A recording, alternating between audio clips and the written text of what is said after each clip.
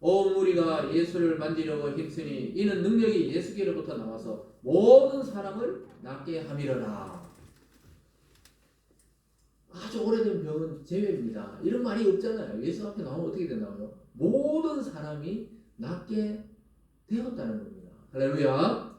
그래서 우리가 어떤 문제를 가지고 나왔더니 마음의 문제, 육체의 문제, 영혼의 문제, 아니면 인간관계의 문제, 아니면 내 사업의 문제, 아니면 내 개인적인 아주 사소한 문제까지도 주님 앞에 만지려고 나와서 그냥 그의 옷자락만 붙드는 자는 어떻게 된다고요? 다 나음을 얻었다는 거예요.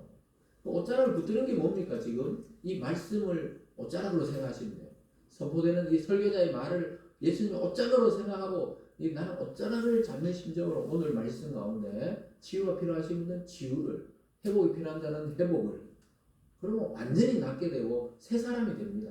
사도 바울이 자기 경험했잖아요. 예수 믿는 자를 핍박하고 예수 믿는 자 죽이려고 하던 사람이 예수님 만나고 나서 변하여 새 사람이 되었잖아요. 그래서 자기는 이제 완전히 새로운 인생을 살게 되었다 이렇게 말했어요. 새로운 인생, 새로운 인생 살고 싶잖아요.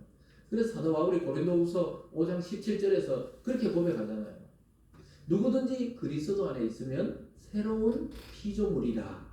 이전 것은 지나갔으니 보라 새 것이 되었도다 이렇게 말씀합니다. 새로운 피조물, 새롭게 창조된 존재가 되었다. 자기 자신이 먼저 그렇게 되기 때문에 사도 바울은 자신 있게 고백했죠. 누구든지 예수 그리스도 안에 있으면 우리는 새 것입니다. 옛날 이야기 할 필요가 없어요. 보라 이전 것은 지나갔다 하잖아요. 지나갔다고. 보라 새 것이 되었도다. 오늘 딱 이 시간 그 전의 것을 다 잊어버리시기를 주님의 이름으로 축원합니다. 새로워요. 우리는 매일 새롭게.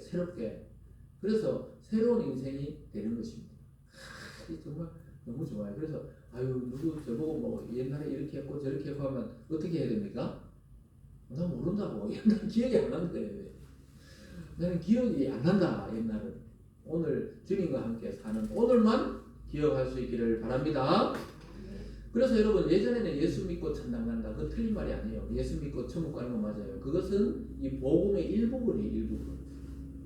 죽어서 천국 가요. 그건 미래의 일이잖아요. 근데 예수님은 오늘 즉시 지금부터 천국을 누린다고 이야기하고 있어요. 그래서 예수 믿고 영접하면 완전히 새 사람이 됩니다. 베드로와 제자들이 그 전에 어부 뭐 또 세리 이런 직업이 있었는데 예수님 믿고 완전히 새 사람 되어가지고 복음을 전하는 자로 새롭게 태어난 것 같이 저와 여러분도 겉모습은 똑같지만 오늘 이 말씀을 마치 예수님의 옷자락처럼 붙드는 자, 간절한 마음으로 이 말씀을 붙드는 자는 어떻게 해요? 모두 낫게 되었다고 말씀하고 있습니다. 저와 여러분의 영혼의 문제, 육체의 모든 병들, 또 삶의 뭐 구석구석에 어려운 문제들 있잖아요. 뭐 청년들 같으면 직장의 문제, 진로의 문제, 어른들 같으면 건강의 문제, 또 아이들 같으면 뭐 어떤 학교나 시험의 문제, 인간관계의 문제, 어느 것도 감추지 말고 주님께 다 갖다 내서 드러내 보이고 응답받고 회복받는 우리들이 되기를 바랍니다. 그래서 오늘 세 번째 마지막에 보면요, 예수님께서 오늘 하나님 나라에 완전히 다른 기준을 제시하는 것을 오늘 보여주고 있습니다. 복 있는 자가 과연 누군가? 여러분 질문해 볼게요. 과연 이 세상에 태어나서 복 있는 자가 누굽니까? 복. 아까 초반에 말했지만 복. 복 받은 자가 과연 누굴까요? 이가 튼튼한 사람. 복 받은 자가 누굴까? 요즘 세상에서 뭐 복을 받았다 막 대통령이 생겨나와서 결국은 몇 끼 때 막 대통령이 됐다. 대단하다. 대단하죠. 그런 사람은 운이 타고났다. 복이 많다. 또 뭐 어떤 사람은 어떤 사업이 해가지고 엄청나게 돈을 번 사람들, 빌 게이츠나 마이크로소프트에 있던 그 빌 게이츠나 또 그죠 애플의 그 최장암으로 죽었나 죽으신 그 누구죠? 그 창업자 스티브 잡스나 또 뭐 저크버그나 우리가 뭐 생각도 안 한 그 인터넷의 세상 그 사람들 거기에 눈을 떠가지고 막 수조 원의 돈을 막 전용기를 타고 막 이 나라 저 나라 다니면서 일을 할 정도로 그렇게 본 사람 보면 우리가 부럽다. 돈 걱정이 없겠다. 이러는데 빌 게이츠가 얼마 전에 우리나라와 토크쇼에 나왔었잖아요. 뭘 좋아하냐니까 햄버거. 빵 먹고 살아요. 빵 먹고. 자기 제일 좋아하는 게 줄 서가지고 버거킹인지 뭐 롯데리아인지 뭐 롯데리아는 우리나라 거고 맥도날드인지 그 앞에 가지고 그 햄버거 먹는 게 낙이래요. 그래서 뭐 수조 원 입고 저녁에 타고 다니기도 뭐 먹는다고요? 빵 먹어요. 빵. 그래 참 복이 있다 생각하지만 복이 없어요. 부인인데 이혼당하고 막 늙음하게 뭐 그렇게 살고 있더라고요. 그러니까 뭐 그게 뭐 개인사니까 우리가 다 알 수는 없지만은 그 사람들은 세상의 복은 그렇게 보는 경우가 많이 있습니다. 근데 예수님이 이 땅에 오셔서 복 있는 자는 어떤 자라 그래요? 가난한 자가 복이 있다. 참 답답한 이야기시죠. 우리 뭐 부자가 되고 싶은데 예수님은 가난한 자가 복이 있다. 물론 마태복음에서는 심령이 가난한 자는 복이 있다. 이걸 정확하게 보면 심령이 가난한 자 이렇게 말합니다. 그리고 어떻게 해요? 줄인 자, 배고픈 사람이 복이 있다는 거예요. 참 이거 완전히 거꾸로 이야기하시잖아요. 그리고 우는 자가 복이 있대요. 우는 자가. 네? 그리고 욕을 하는 자가 욕을 얻어먹는 사람이 복이 있다. 참 얻어먹을 게 없어서 우리가 욕을 얻어먹어야 되나 이런 생각하는데 욕을 하는 사람보다 오히려 욕을 먹는 것이 복이 있는 자다. 그리고 막 우리를 막 버리는 거, 우리를 버림받은 자하는 자가 복이 있다. 이러면서 이런 사람이 하나님 나라에서 큰 상을 받게 된다. 우리 꿈하고 막 다르잖아요. 얼마나 세상에 칭찬받고 사람들의 지지를 받고 큰 높은 자리에 올라가고 이게 복인 줄 알았는데 하나님은 반대로 이야기하고 있어요. 20절에서 23절까지 보면 예수님이 생각하시는 복은 이렇습니다. 예수께서 눈을 들어 제자들을 보시고 이르시되 너희 가난한 자는 복이 있나니 하나님의 나라가 너희 것이며 지금 줄인 자는 복이 있나니 너희가 배부름을 얻을 것이요 지금 우는 자는 복이 있나니 너희가 웃을 것이며 인자로 말미암아 사람들이 너희를 미워하며 멀리하고 욕하고 너희를 이름을 악하다 하여 버릴 때 너희는 복이 있도다. 그날에 기뻐하고 뛰놀라 하늘에서 너희 상이 큼이라. 그들의 조상들이 선지자들에게 이와 같이 하였느니라. 그리고 구약의 많은 참 선지자들은 늘 눈물을 흘리고 고통받고 왜냐하면 엘리야도 그랬고 엘리사도 그렇고 예레미야도 막 눈물의 선지자라고 이야기할 정도로 눈물을 흘리고 막 구덩이에 처박힘을 당하기도 하고 막 끌려가기도 하고 그 나중에 뭐 전설에 뭐 톱으로 썰어가지고 뭐 죽임을 당했다 하기도 하고 이런 선지자가 복이 있다고 예수님께서 말하고 있어요. 우리도 그 길을 가는 자는 복이 있다 이렇게 말씀하고 있습니다. 완전히 세상과는 반대되죠. 가난하고 배고프고 애통해하고 세상에 사람들이 나를 예수 믿는 것 때문에 미워하고 이런 사람이 이 복이 있다고 지금 말씀하고 있습니다. 근데 예수님은 다 자기가 먼저 그걸 당했거든요. 이런 일을 당하고 나니까 어떻게 해요? 하늘에서는 큰 영광이 있더라 이렇게 말씀하고 있습니다. 제자들도 예수님과 똑같이 나중에 다 순교당했어요. 그러니까 하늘나라의 큰 상을 받게 되었습니다. 여러분 그냥 내가 잘못해가 가난해지고 어려워지고 이걸 말하는 게 아니에요. 복음 때문에 당하는 고난과 가난과 이 슬픔은 저주가 아니고 축복인 줄 믿으시기 바랍니다. 하늘의 상이 크다는 거예요. 자기 욕심 때문에 고난 당하고 가난 당하는 것은 그건 다른 이야기고 예수님 말씀하신 것은 하나님의 관한 그 일 때문에 당하는 고통을 말하고 있습니다. 굉장히 현실적인 이야기입니다. 완전히 새로운 정의를 내려주십니다. 예수님을 따르는 사람들 대부분은 그 당시 기준으로 복을 받은 자들이 아닙니다. 왜냐하면 그냥 억울해서 잘 나가다가 뭐 베드로는 막 고기 잡는 거 내려놓고 막 복음 전하다가 나중에 결국 십자가에 거꾸로 못 박혀가지고 죽임을 당하고 사도 바울도 참 특이한 사람이에요. 그 당시 유대인 중에서는 아주 촉망받는 학자이고 제일 좋은 그 문화생으로서 지금 최고의 자리에 오를 수 있는 사람인데 구원하신 예수님 만나서 완전히 거짓고를 하고 막 이 도시 저 도시 돌아다니면서 복음 전하다가 결국 로마로 가서 순교를 당하게 됩니다. 그 당시 사람들의 눈으로 완전 저주받은 사람이에요. 뭐 예수님 자체가 저주받은 사람이라고 했어요. 십자가에 달린 자는 저주받은 자라 했거든요. 그거 달려서 돌아가신 겁니다. 오늘부터 일주일 동안 우리가 고난주간에 예수님 십자가 달리는 그 사건이 쭉 아침 말씀에 이제 전개되는데 그러다가 그렇게 끝났으면 진짜 저주받은 거죠. 근데 예수님은 3일 만에 무덤에서 부활하셔서 온 세상을 통치하는 왕으로 하나님께 그 권세를 받아가 오셨단 말이에요. 저와 여러분도 마찬가지입니다. 가난과 병드는 것, 또 고난당하는 것 너무 두려워할 필요가 없어요. 예수님의 그 옷자락을 이 붙잡는 심정으로 나가다 보면 진짜 복을 받아 누리게 되는 것입니다. 근데 어떤 사람들은 또 저주를 받았냐? 참 우리 생각에는 예수님이 지금 반대로 말하기 때문에 헷갈려요.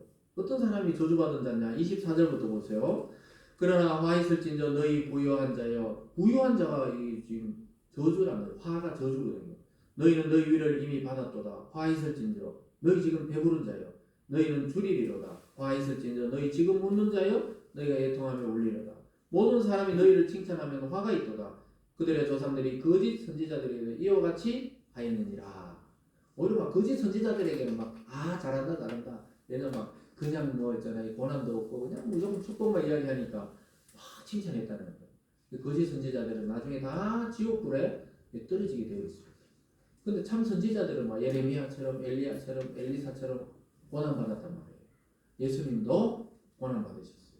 그러면 우리가 예수를 믿고 예수님이 길이라 생각하고 따라가는 사람들이 고난 하나 없이 그냥 천국까지 갈 수가 없게 되어 있어요. 뭐 예수 안 믿어도 고난은 다 있지만 예수 믿는 자 특별히 믿음 때문에 당하는 고난이 있어요. 그리고 여러분들이 기도해도 해결되지 않는 아마 어려움이 한 개 또는 두 개 정도는 말은 안 하지만 아마 각자 마음속에 있을 겁니다. 그것이 복을 불러온다는 사실을 우리가 잘 기억해야 돼요. 참 이 세상의 언어와는 다른 언어죠. 예수님은 완전히 반대로 지금 배부르고 지금 부유하고 지금 권력이 있는 자들 곧 화가 있다. 근데 지금 애통하고 지금 가난하고 지금 고통받는 자들 곧 역전된다.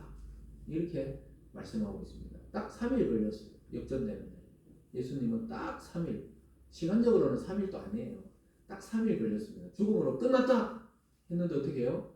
예수님이 나 살아났다 이렇게 딱 찾아오셨던 것입니다. 여러분, 근데 이미 뭐 우리가 세상에 뭐 저 위치도 있고 뭐도 있는데 뭐 이미 가진 건 어떻게 하냐? 없다고 얘기해야 돼. 없다고. 여러분 오해하면 안 돼요. 가난한 자도 구원받아야 되고 부자도 구원받아야 되고 권력이 없는 자도 받아야 되지만 권력을 가진 자도 구원받아야 돼요. 예수님이 하신 말씀은 신령. 우리가 가진 것이 없다고 생각해야 됩니다. 그걸 의지하지 말라는 거예요. 그걸 하나님처럼 생각하는 사람들이 있거든요. 끝까지 돈이 있어야 된다. 세상에 돈이 최고다. 요즘 대부분 만나면 그런 이야기 해요. 안 믿는 자들은. 근데 그걸 믿는다고 그게 자기 생명을 보존하나요? 보존을 못합니다. 근데 그걸 하나님처럼 섬기고 있으니까 우상이 되어버리는 것입니다. 그래서 있어도 없어도 나는 주님만 믿고 간다. 이 마음을 가지면 아무리 부자가 돼도 겸손하게 살아가요. 그럼 있는 사람은 어떻게 해요? 없는 사람 도와주고 양식이 많은 사람은 양식 없는 사람들 나눠주고 이렇게 살면 됩니다. 그러라고 하나님이 부자 되게 하고 또 이제 훌륭하게 큰 사람 되게 하고 이렇게 하신 건데 자기가 잘나서 그래 됐다. 이런 사람들은 곧 떨어진다 이 말입니다. 저주. 사랑하는 여러분, 참 오늘 말씀은 저도 전하고 있으면서도 야 요즘 세상과 완전히 반대되는 말씀이구나. 완전히 반대되는 말씀이거든요. 그런데 예수님의 말씀이 조금 더 생각해보고 조금 더 인생을 아마 살아보신 분들은 맞다는 것을 알게 돼요. 다 역전됩니다. 다 역전돼. 우리가 어릴 때 잘 나가는 애들 있잖아요. 만약에 뭐 10대, 20대 때 막 아버지 잘 만나가 잘 이잖아요. 그럼 끝까지 그렇게 사느냐? 그렇지 않은 경우가 많아요. 한 2, 30년 뒤에는 중간에 사업이 망했던가 어떻게 돼가지고 완전히 있잖아요. 참 뭐라 할까요? 보통보다도 못하게 사는 사람도 있더라고요. 그러니까 우리가 이 인생을 조금 살아보면 이제 예수님 말씀이 맞다는 것을 알게 됩니다. 그래서 예수님은 제자를 세울 때도 병자를 고칠 때도 하나님 나라의 기준에 대해서도 이야기할 때 전부 어떻게 하시냐? 하나님과 기도해서 결정해서 우리에게 말씀해 줍니다. 그래서 아까 그러잖아요. 예수님 말씀에 이 땅에서 모두 칭찬받는 자는 그 저주받은 자라고. 여러분 자꾸 칭찬하면 칭찬하지 말라고 그래야 돼요. 왜냐? 그 칭찬을 다 받으면 하나님 칭찬할 게 없어. 하나님이 이 하늘의 위로를 받아야 되는데 사람 위로 받고 있잖아. 사람 칭찬 받다가 그냥 끝나버린단 말입니다. 그래서 모든 것을 누리는 것은 절대 복이 아닙니다. 아무도 불편한 게 없다. 이게 오히려 저주예요. 저주. 좀 불편해야 사람이 막 긴장도 하고 운동도 하고 이러지. 전혀 불편함이 없으면 병들어요. 병들어. 이미 주신 것은 여러분 감사함으로 사용하시고 이웃과 나누고 또 복음을 위해서 주신 것을 사용할 때 하나님 나라의 진짜 복의 주인공이 다 되는 것입니다. 우리 주님이 이 땅에서 가르치신 대로 우리가 정말 주님의 제자라면 오늘 이 말씀을 잘 생각하시면서 주님의 어쩌라 그 어쩌라를 붙드는 심정으로 오늘 말씀을 붙들고 모든 것이 회복되고 모든 것이 복된 인생이 되시길 주님의 이름으로 축원합니다. 기도하겠습니다. 사랑의 하나님 아버지 감사드립니다. 참 오늘 말씀은 세상과 전혀 다른 기준을 주님께서 말씀하고 있기 때문에 우리도 헷갈릴 때가 많이 있습니다. 하나님 어느 것이 진짜 복이고 어느 것이 진짜 저주인지를 주님께서 분명하게 말씀했습니다. 이 세상 것을 다 가지려고 하는 자는 이미 저주를 받은 자라고 말씀하고 있습니다. 하나님 아버지 부족함을 감사함으로 여기며 살아가는 우리 성도들 다 되게 하시고 오히려 아무것도 없지만 모든 것을 가지신 주님의 옷자락을 붙들므로 우리의 모든 것이 회복되고 치유되는 거룩한 날이 될 수 있도록 축복하여 주시옵소서. 감사드리며 예수님 이름으로 기도드리옵나이다. 아멘. 다 같이 찬송가 301장을 하시면서